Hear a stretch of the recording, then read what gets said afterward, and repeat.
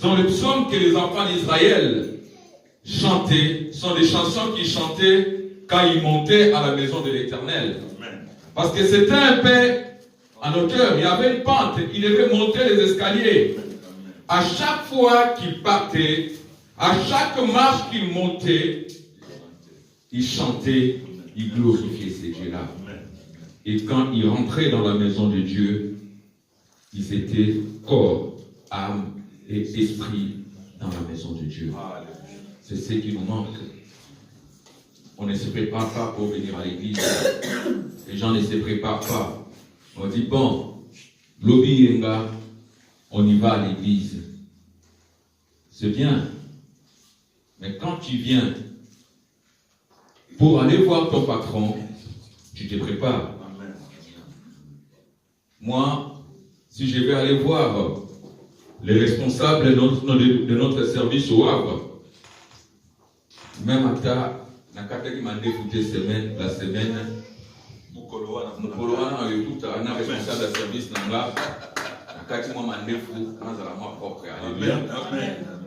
c'est ça, mes bien-aimés. Si on le fait pour aller voir une personne, pourquoi on ne doit pas se préparer pour venir dans la maison de Dieu? Alléluia. Nous le faisons parce que nous ne connaissons pas ces dieux-là. Vous entendez parler de Dieu. Alléluia.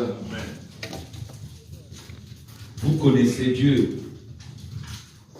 Mais il n'est peut-être pas ton Dieu. Il est le Dieu de ton pasteur. Il est le Dieu d'Élie. Il est le Dieu d'Isaac. Il est le Dieu d'un tel. Mais il n'est pas ton Dieu. Parce que s'il est ton Dieu, tu allais te préparer pour aller rencontrer ton Dieu. Alléluia.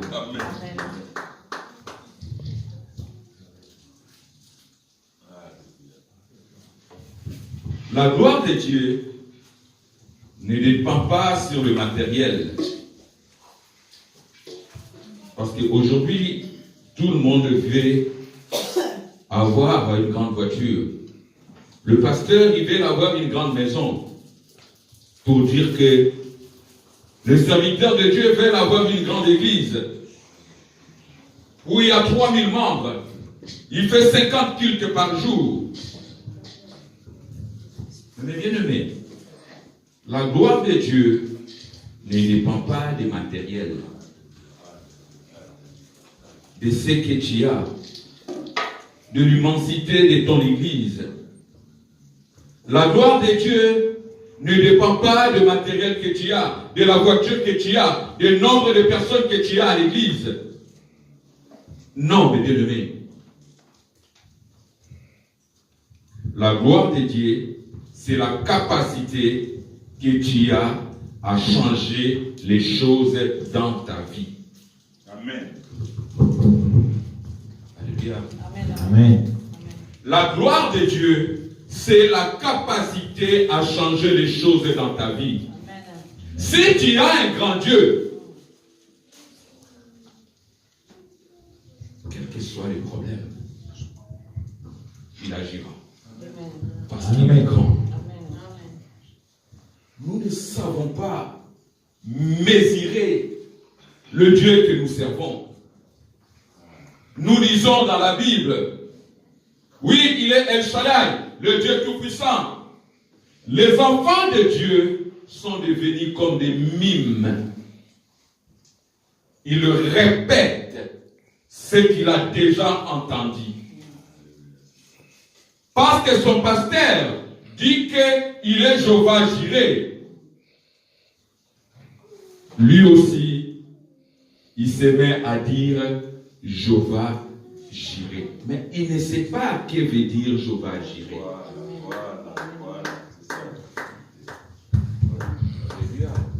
Amen.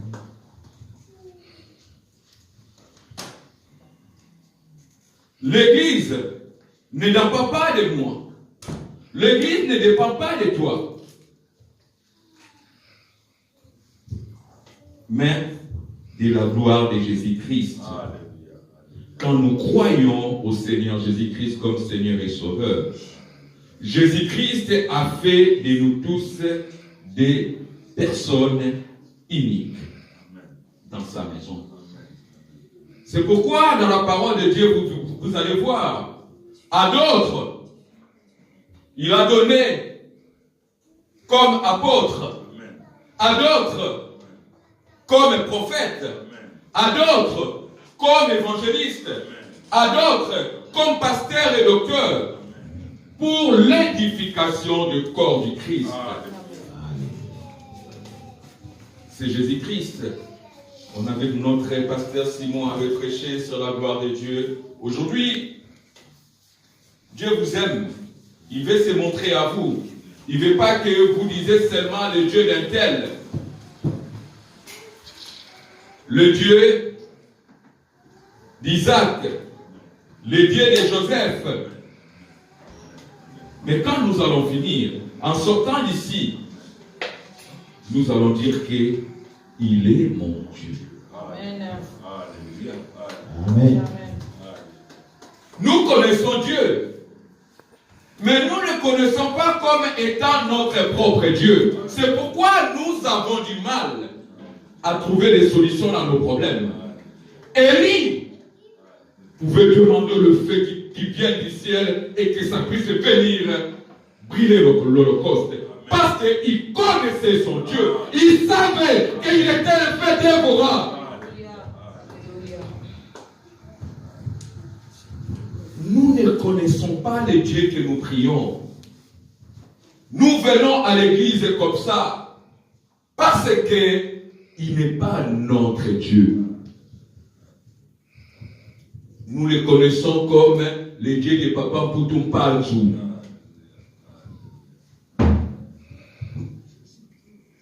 Il y a des gens qui avaient connu Dieu comme le Dieu de Maman Olangi. Ils sont déçus aujourd'hui.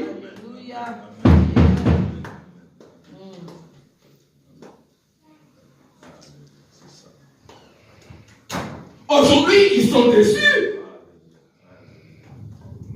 Parce que ils priaient un Dieu de Maman Olangi. Alléluia. Amen. Quand tu connais Dieu comme le Dieu d'évangéliste Godet, tu seras déçu parce que tu ne verras pas sa puissance. La puissance de Dieu sera limitée à ma capacité d'agir. Alléluia. Amen.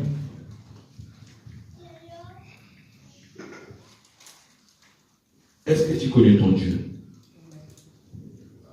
Le titre de la prédication.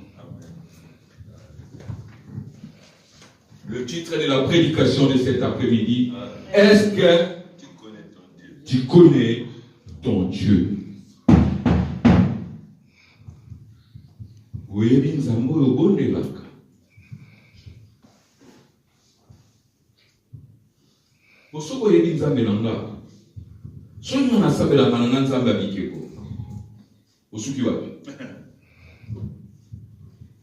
Alléluia. Amen. C'est pourquoi aujourd'hui, les gens abandonnent les églises.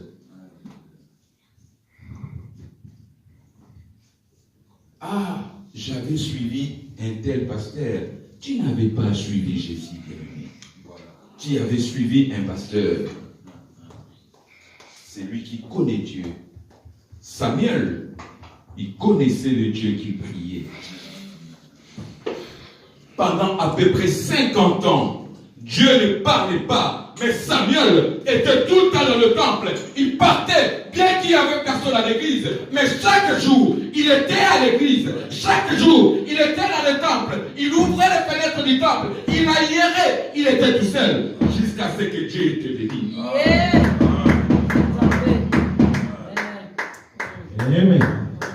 Il savait quel Dieu. Il savait que ce Dieu-là avait fait la promesse que le feu ne s'éteindra pas. Même quand il n'y avait personne qui servait le vrai Dieu à l'église, Samuel avait gardé la bonne doctrine. Parce qu'il savait quel Dieu il priait. Daniel, il pouvait accepter d'être dans la fosse au lion parce qu'il savait le Dieu qu'il servait.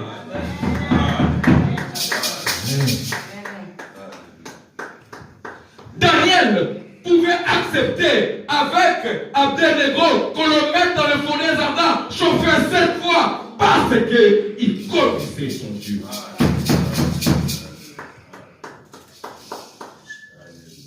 Nous venons à l'église, nous suivons des pasteurs, nous suivons des diacres, nous suivons des prophètes, nous courons derrière le miracle, parce que nous ne connaissons pas le Dieu que nous venons servir.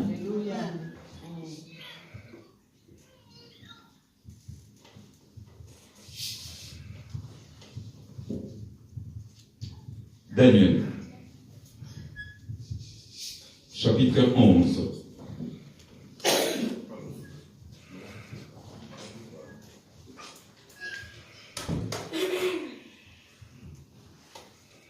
Daniel, chapitre 11, verset 32. Nous allons lire le verset 32, mais nous allons prendre la partie B de ces versets. Je lis la parole de Dieu. Il séduira par la flatterie le traître de l'alliance. Mais nous allons prendre la partie B. La partie B qui nous dit: mais ceux du peuple qui connaîtront leur Dieu agiront avec fermeté. Amen. Le monde va s'ébranler. Le diable agira par flatterie. Amen. Il va nous présenter toutes sortes de bénédictions. Amen. Mais la Bible nous dit: mais c'est du peuple qui connaîtront Dieu. Non. Vous ne me suivez pas. Alléluia. Vous ne me suivez pas. Je reprends. Mais c'est des peuples qui connaîtront Dieu agiront avec faiblesse. Ils connaîtront leur Dieu avec fermeté. Exactement. Avec fermeté. Le peuple qui connaîtront leur Dieu agiront avec fermeté. Allez, Mouloto pouvait chanter. Même si le monde autour de moi s'écroule, même si je ne voyais pas le soleil, même si ma vie était devenue quelque chose, tu ne dépends pas des circonstances.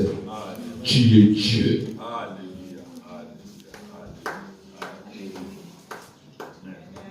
Ne dépendez pas de ce qui s'est passé autour de lui.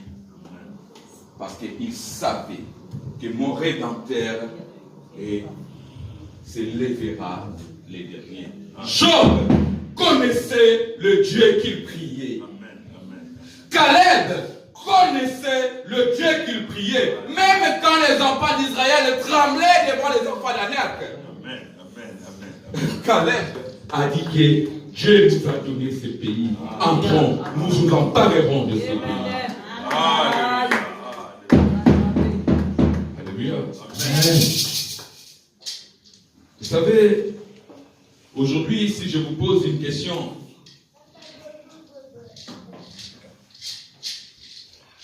est-ce que tu connais Dieu?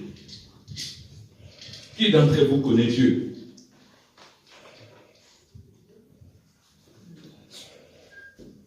Alléluia. Amen. Si je vous pose, c'est une prédication que j'avais faite en 2003 à l'école de dimanche.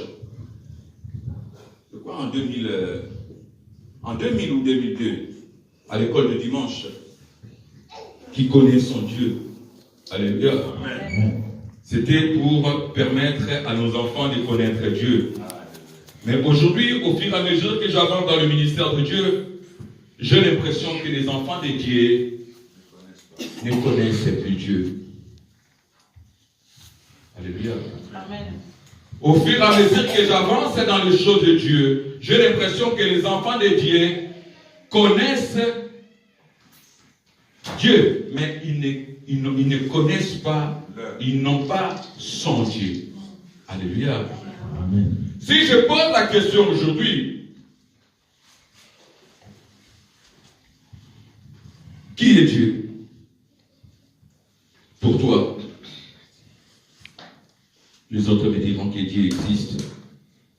Dieu parle aux hommes et sa parole, c'est la Bible. Dieu est mon Seigneur, comme avait dit Thomas.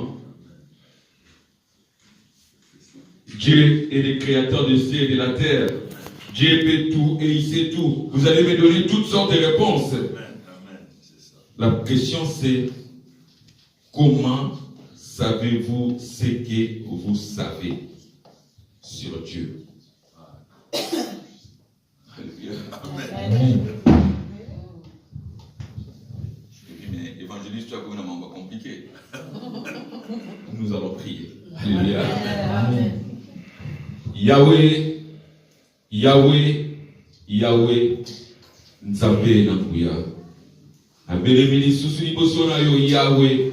Yolobiete, toute écriture est utile pour enseigner, corriger et convaincre, afin que l'homme de Dieu soit capable et propre à toute bonne œuvre. Oui, papa, le monde va à sa perte. Le séducteur de nos âmes s'est levé, Seigneur. Il sait que le temps est compté. Il nous amène dans les distractions afin que nous puissions abandonner, Seigneur, ta voie. Il séduit le serviteur de Dieu. Il ramène le serviteur de Dieu dans la débauche, Seigneur. Il ramène, Seigneur, tes enfants dans leur étape initiale, des choses qu'ils avaient vomi, Père. Oui, Père, tu as dit que le flatteur agira. La franc-maçonnerie, Seigneur, est rentrée dans ton église. Le fétiche, papa, est rentré dans l'église. Tes serviteurs et tes enfants, ils croient à l'épreuve de la puissance. Mais Daniel a dit, le peuple qui connaîtront leur Dieu agiront avec fermeté. Oui, Père, aujourd'hui nous voulons te connaître comme notre Dieu. Parce que Jésus-Christ a dit, la vie éternelle, c'est ceux qui te connaissent comme le vrai Dieu et ton Fils que tu as envoyé. Oui, merci Seigneur. Fais en sorte que Seigneur, que tous tes enfants te connaissent, Seigneur, afin qu'ils puissent agir avec fermeté. Qui puisse, Seigneur, enlever l'hérésie, Seigneur, qui est rentré dans ton église, Seigneur. Afin qu'ils puissent marcher fermement et qu'ils ne puissent pas être, Seigneur, complaisants avec les péchés, Seigneur. Parce que tu as dit, Père, le salaire du péché, c'est la mort.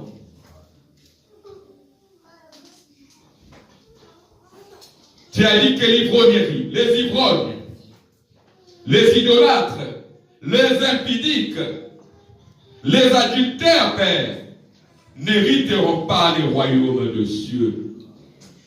Aujourd'hui, nous n'avons pas peur de péché parce que nous avons oublié qu'autrefois, tu avais ouvert la terre pour ensevelir les enfants d'Israël. Aujourd'hui, nous complaisons avec les péchés parce qu'on avait oublié qu'autrefois, Seigneur, qui avait fait sortir le serpent errant pour mordre les enfants d'Israël. Mais ceux qui te connaissaient, Seigneur, ils ont agi fermement. Je te remercie pour ce que cette parole fera dans nos cœurs. Je laisse nos frères et sœurs qui nous suivent au travers des réseaux sociaux, tels que j'ai mis ceux qui sont présents à cet endroit, Père. Je le mets aussi entre tes saintes mains. Et je le couvre, Père, par le sang de Jésus-Christ. Donne-leur un cœur de pierre, donne-leur un cœur de chair, afin qu'ils puissent garder ta parole, Père. Je te remercie pour ce que cette prédication fera, que l'honneur et la gloire reviennent à toi dans le nom de Jésus-Christ. Alléluia. Il y a une citation que j'aime bien. On peut savoir énormément de choses sur Dieu sans connaître grand-chose de lui. Alléluia. Amen. Elle dit, mais non, attends. Moi, je viens tous les jours à l'église, mais je connais Dieu. Alléluia. Amen. C'est ce qui arrive dans notre vie. On peut savoir énormément de choses sur Dieu. Amen. Évangéliste est un abonne de la car. Alors, Jéhovah Shalom, le Dieu de paix. Est-ce que tu crois vraiment qu'il est le Dieu, le Jéhovah Shalom qui donne la paix? Parce que si tu croyais qu'il est Jéhovah Shalom, le Dieu de paix, tu ne t'inquiéteras pas. Amen. Alléluia. Amen, amen.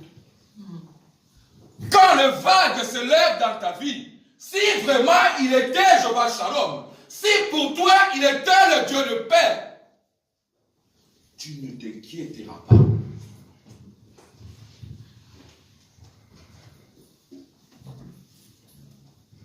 Alléluia.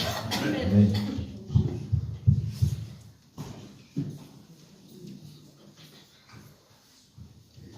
Oui. Papa Simon, quand il prêche, il dit que tu es Jéhovah Jireh. Vous savez que c'est quoi Jéhovah Jireh? Le Dieu qui pourvoit. Le Dieu qui pourvoit.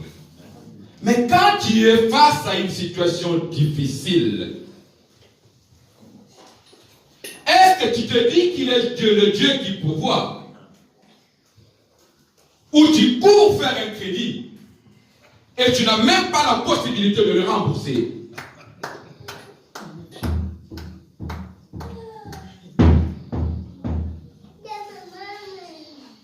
Maman, où c'est que... Il est le Dieu qui pourvoit. Alléluia.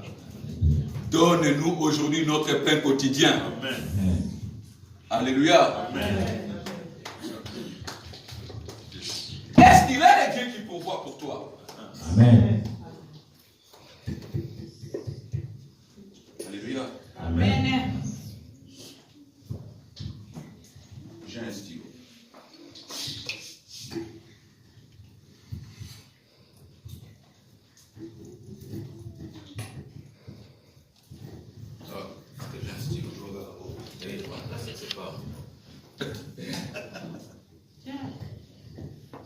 Non, Alinga est mon stylo. Alinga stylo, yaye. Dieu te dit. Amen. Si tu prends ce stylo, il est à toi. Amen. 1, 2, 3, 4, 5. C'est fini. Personne ne s'est levé pour prendre le stylo. C'est la même chose qui nous arrive quand Dieu nous parle. On ne connaît pas le Dieu que nous servons. Dieu te dit, si tu sors, tu rencontreras l'homme de ta vie. Et tu ne sors pas. Et tu ne sors pas. Tu vas au Kénabar,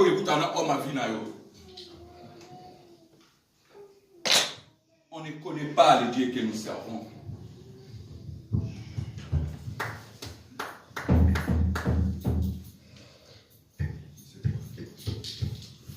Alléluia. Amen.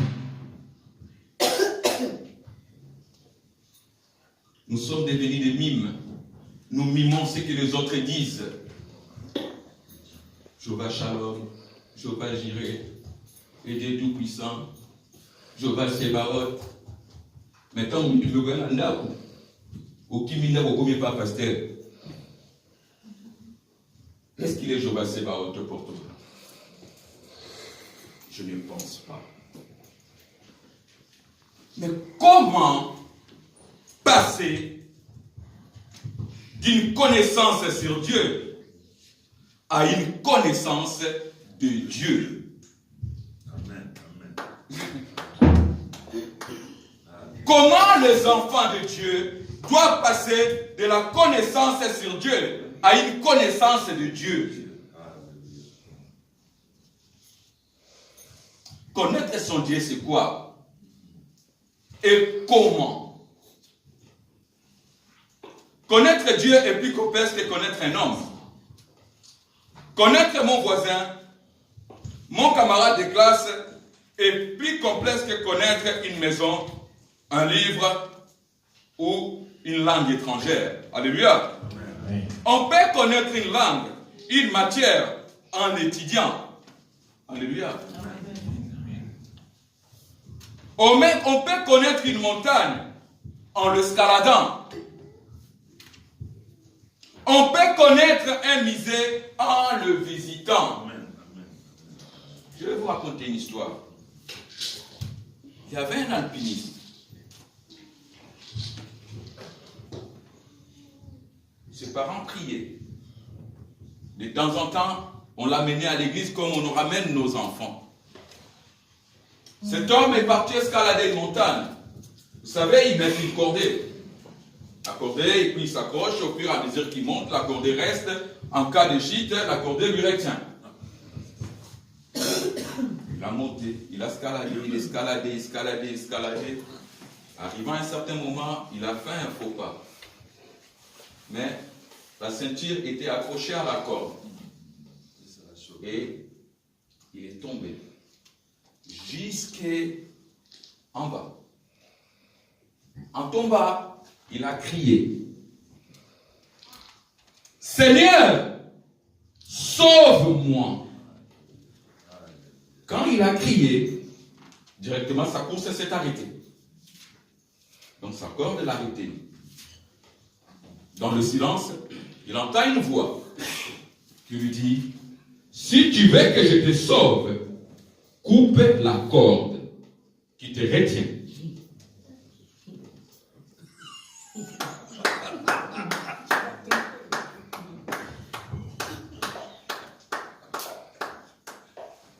Si c'était toi, tu le feras? Non. Mais, maman, tu as crié: Seigneur, sauve-moi. Et tu entends la voix de Dieu qui te dit que si tu veux que je te sauve, coupe la corde. Il s'est accroché à sa corde. Avec le froid, il s'est gelé. Le lendemain matin, on est venu le voir, il était mort à 1 mètre du sol. C'est ça, c'est ça.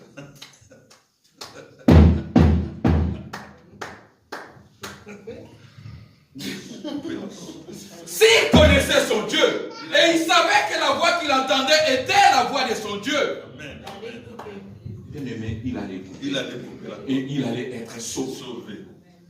Amen. Parce que la promesse qui était faite en Jésus-Christ, on a dit que tu l'appelleras Emmanuel. Il sauvera le peuple. S'il te sauve de son péché, si Jésus-Christ te sauve pour ne pas aller en enfer, il peut te sauver dans n'importe quelle maladie et dans n'importe quelle situation. Alléluia. Si vraiment il est ton sauveur, si vraiment il est ton Seigneur. Alléluia. Amen, amen. Amen. Nous ne connaissons pas Dieu. C'est pourquoi on s'est mis à vous enseigner qui est Dieu. Qu'est-ce que tu as en tant que fils de Dieu? Quel bénéfice est de devenir enfant de Dieu? Alléluia. Amen. À quelles conditions pouvons-nous et parfaitement connaître une personne? Cela dépend plus de cette personne. Alléluia. Aujourd'hui, quand tu veux connaître une personne, tu dois t'approcher à cette personne, l'entendre. Et si cette personne aussi t'ouvre le cœur, afin que tu puisses le connaître. Mais si la personne met une barrière, votre conversation sera infructueuse. Alléluia. Mais cela n'est pas comme ceux de Dieu. Comment serait alors votre vie? Quand pourriez-vous être devenu un proche d'un ami, d'un collaborateur ou d'une personne illustrée?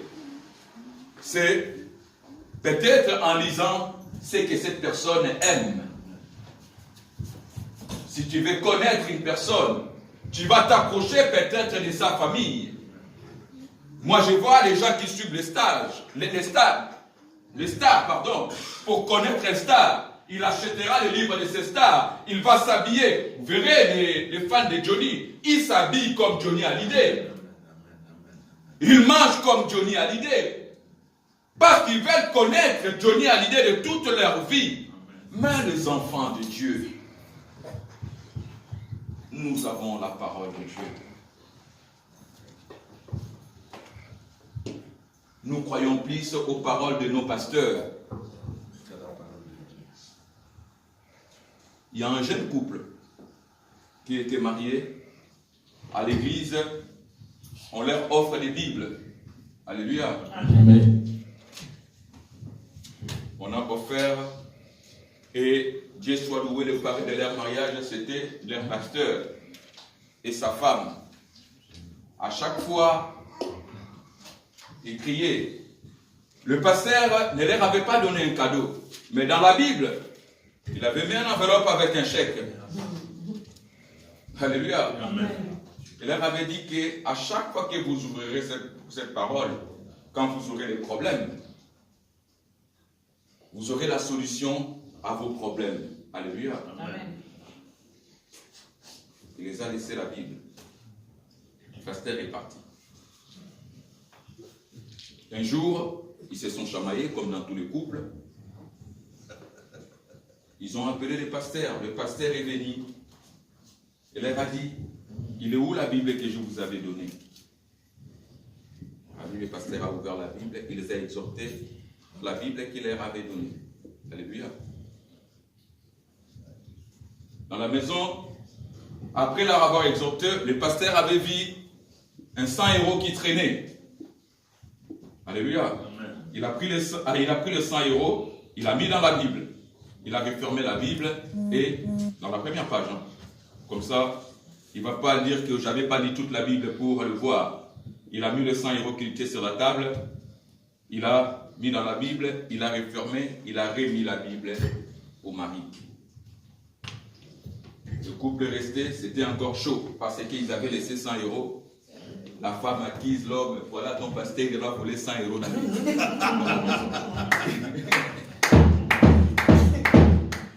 Alléluia. Amen. Ah, j'aime pas ces pasteurs. Ils sont même refroidis. Ils commencent à aller à l'église de temps en temps. Parce que le 100 € est perdu dans leur maison, le pasteur était passé. Alléluia. Amen. Le couple n'allait pas. Il a dit, mais quand même, c'est notre parrain. On va l'appeler. Le parrain est venu. Il a dit, mais où les livres que je vous avais donnés? Ils sont repartis prendre la Bible. Ils l'ont donné au pasteur. Et en allant prendre la Bible, il a ouvert, il a vu le 100 €. Il a dit, ah pasteur, pardonne-nous, parce qu'on avait dit que tu avais volé 100 € chez nous. Oh, s'il prenait le temps de lire sa Bible, il allait connaître son Dieu. Il allait retrouver son 100 €. Le pasteur lui a dit, à la dernière page, j'avais collé un chèque que l'église avait fait la contribution de 10 000 €. Si vous avez lu votre Bible, vous savez que l'église avait contribué 10 000 € pour le jour de votre mariage. Alléluia. Amen. Nous prenons plus en considération la parole d'un évangéliste que de lire la Bible. C'est pourquoi les gens nous aboutissent. C'est pourquoi on est devenus des vaches à lait de pasteurs. C'est pourquoi nos couples se divisent à cause des pasteurs.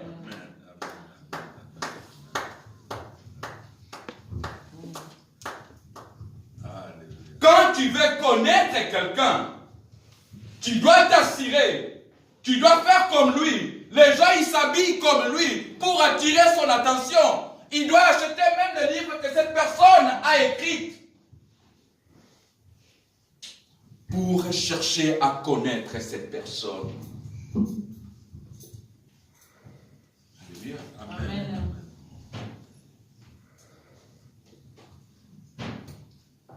Si tu veux connaître Dieu, Dieu a rendu sa parole disponible. Amen. Alléluia. Amen.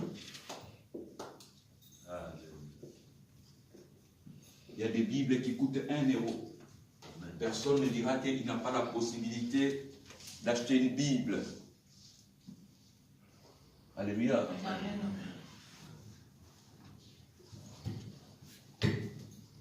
Tu as peut-être cru en Jésus-Christ. Mais la Bible dit en Jean 17, la vie éternelle, c'est ceux qui te connaissent comme le vrai Dieu. Et en Jésus-Christ que tu as envoyé. C'est pourquoi Daniel pouvait dire, ceux qui te connaîtront comme leur Dieu agiront avec fermeté. L'hérésie ne rentrera pas à l'église. Les faux prophètes ne rentreront pas à l'église parce qu'ils connaissent leur Dieu. Élie pouvait se lever contre les prophètes de Baal parce qu'il connaissait son Dieu. Il était seul contre tous. Alléluia.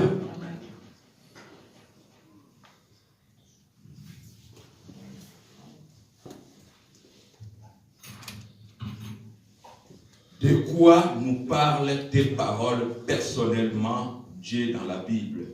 Alléluia. Amen. Pourquoi Dieu te parle-t-il? Parce qu'il veut une relation avec nous, une relation d'amour, de fils, enfants, mais aussi de serviteurs.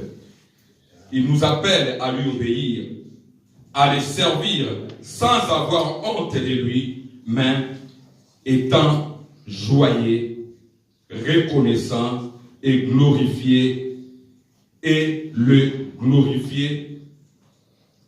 Dieu devient ton Dieu, et nous devenons ses enfants.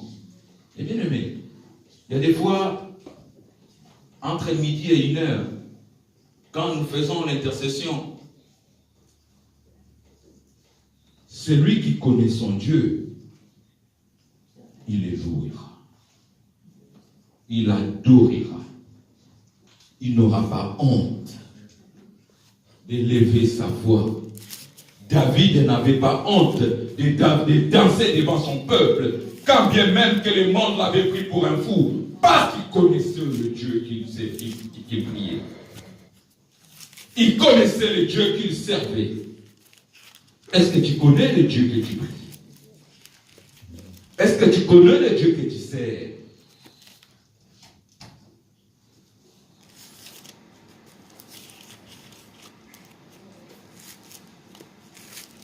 Connaître Dieu est une question d'engagement, de volonté de notre part. Il faut vouloir premièrement le fréquenter. Le fréquenter Dieu, vouloir le connaître. Goûter, David a dit, goûtez et sentez comment l'Éternel est bon. Parce que David connaissait son Dieu. Il pouvait dire aux gens, venez, goûtez, voyez et sentez comment l'Éternel est bon. Alléluia. Amen.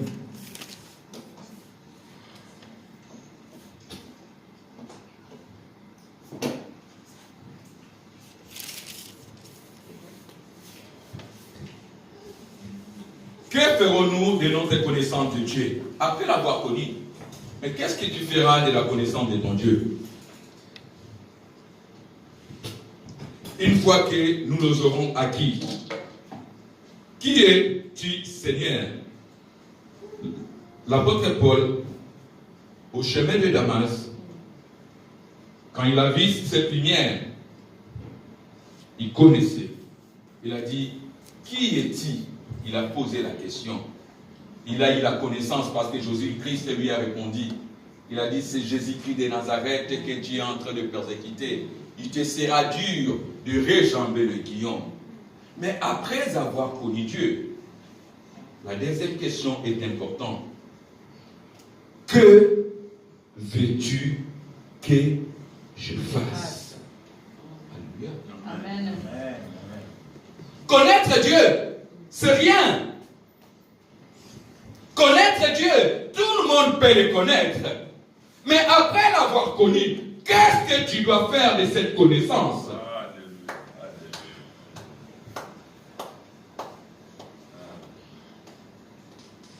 Alléluia. Amen.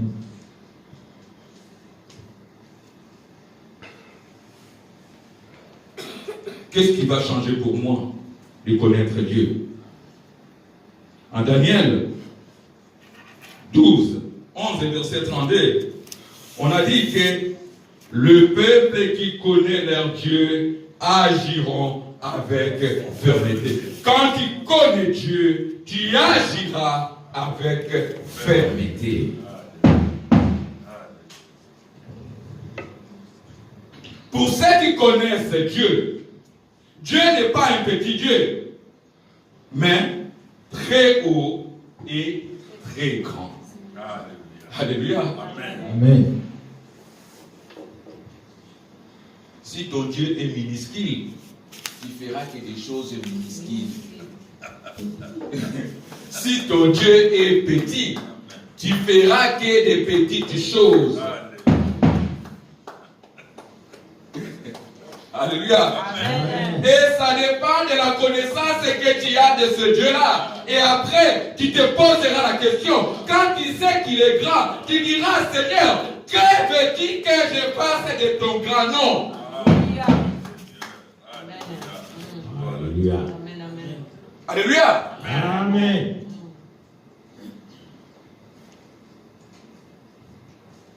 Ceux qui connaissent Dieu sont prêts à témoigner argument pour lui, peu importe les obstacles. Ceux qui connaissent Dieu trouvent en Dieu joie et paix, l'assurance et l'espérance. Désirons-nous connaître Dieu pour que Dieu soit notre Dieu? Est-ce que tu dis que Nzambe wana to joyeux le kola Nzambe na biso? Eh bien aimé, j'ai l'impression que dans ce temps de la fin, les enfants de Dieu sont comme cet infirme qu'on venait, qu'on plaçait devant la table de la belle. Et il est laissé à la porte qu'il puisse demander les aumônes. Et les autres, ils rentraient dans le temple. Et donc,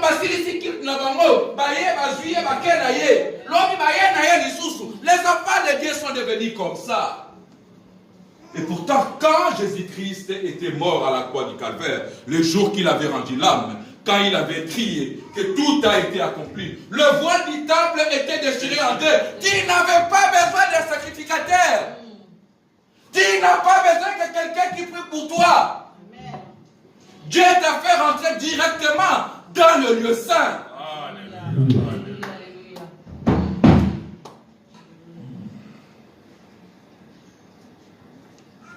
Tu n'as pas besoin d'un intermédiaire. Si nous avons besoin des intermédiaires, parce que nous ne connaissons pas ce Dieu que nous servons, si nous n'avons besoin des intermédiaires, parce que les enfants de Dieu n'ont plus la connaissance de ce Dieu-là.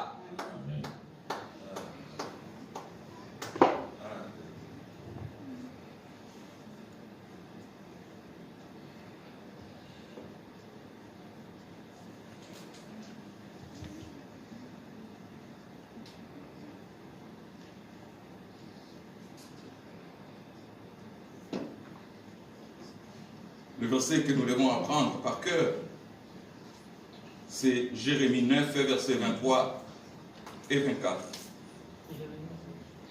Jérémie chapitre 9, versets 23 et 24. Qui peut lire la parole de Dieu?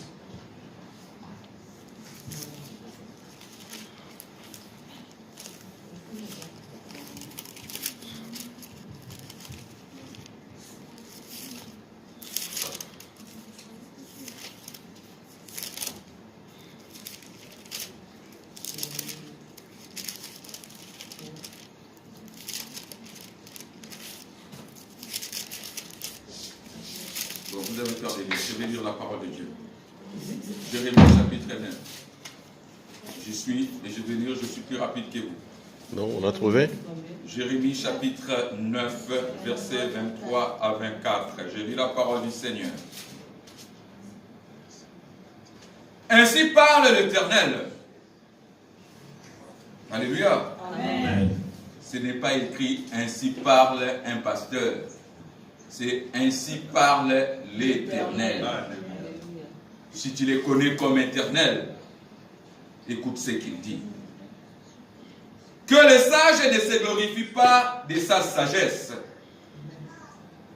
Amayele, Naebi, Nzambe. Alléluia. J'ai la connaissance de Dieu. Que le fort ne se glorifie pas dans sa force. Que le riche ne se glorifie pas dans sa richesse. Mais que celui qui veut se glorifie d'avoir de l'intelligence et de me ignorer. Alléluia. Que celui qui veut se glorifier, il doit se glorifier en quoi? D'avoir l'intelligence de me connaître. Amen. Amen. C'est quoi beaucoup de niveau. Verset 24. Jérémie 9, verset 24. Mais celui qui veut se glorifie d'avoir de l'intelligence et de me connaître.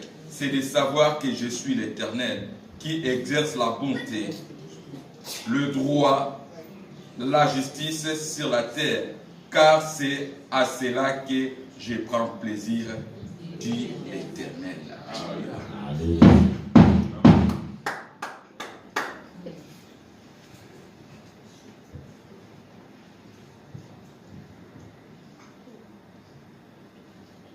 En Jean, je l'ai cité à plusieurs reprises, Jean 17, verset 3, la vie éternelle, c'est de te connaître, toi, le seul vrai Dieu, et celui que tu as envoyé, Jésus-Christ.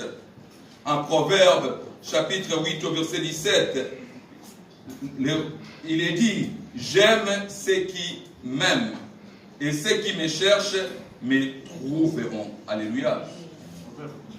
Proverbe 8, verset 17. Si tu cherches ces dieux-là, si tu cherches à les connaître comme étant ton Dieu, pas comme étant le Dieu de ton pasteur, pas comme étant le Dieu de ton évangéliste, pas comme étant le Dieu de ton église, mais comme étant ton Dieu personnel.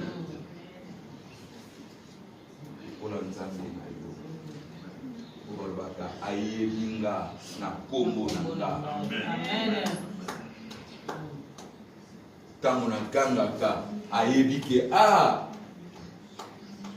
abenga évangéliste te alebi Godefroid Nsimba Ngiola Zivita azoganga.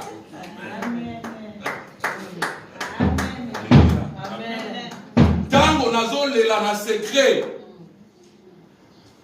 alobaka ke nalingaka te olela. Alléluia. Amen.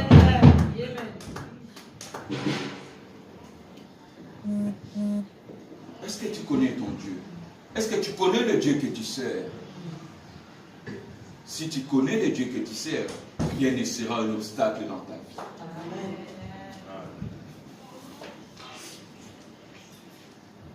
Matthieu chapitre 7 au verset 7, ça sera toute ta vie un accomplissement. Alléluia. Amen.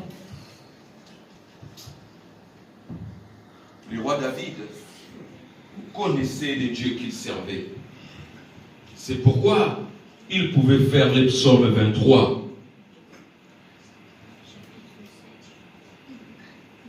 Il connaissait ces dieux-là. Et bien aimé, il y a des fois, nous lisons le psaume 23, mais nous ne rentrons pas dans la profondeur des paroles qui sont dans le psaume 23. Parce que nous avons la connaissance de Dieu, mais nous ne le connaissons pas comme notre Dieu. David le connaissait comme étant son Dieu. C'est pourquoi Dieu pouvait l'appeler l'homme selon son cœur. Parce qu'il connaissait ces dieux-là. Il savait comment demander à ces dieux-là. Il savait comment parler à ces dieux-là pour que Dieu puisse lui pardonner malgré l'adultère qu'il avait fait. Il savait toucher au cœur de ce Dieu.